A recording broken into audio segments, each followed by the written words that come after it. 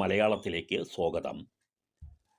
സ്കൂളുകളിലെ 5 വയസ്സിനും 15 വയസ്സിനും ഇടയിൽ പ്രായമുള്ള എല്ലാ വിദ്യാർത്ഥികളുടെയും ആധാറിൽ നിർബന്ധമായും ബയോമെട്രിക് വിവരം ചേർത്ത് അത് പുതുക്കി നൽകണമെന്ന് UIDAI നിർദ്ദേശം നൽകിയിട്ടുണ്ട്. UIDAI എന്ന് പറഞ്ഞാൽ unique identification authority of India.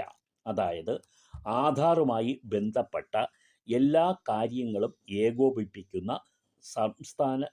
കേന്ദ്ര സർക്കാരിൻ്റെ വകുപ്പാണ് UIDAI. സ്കൂളുകളിൽ ഇതിനു വേണ്ടി പ്രത്യേക ക്യാമ്പ് നടത്താൻ ഇടയുണ്ട്.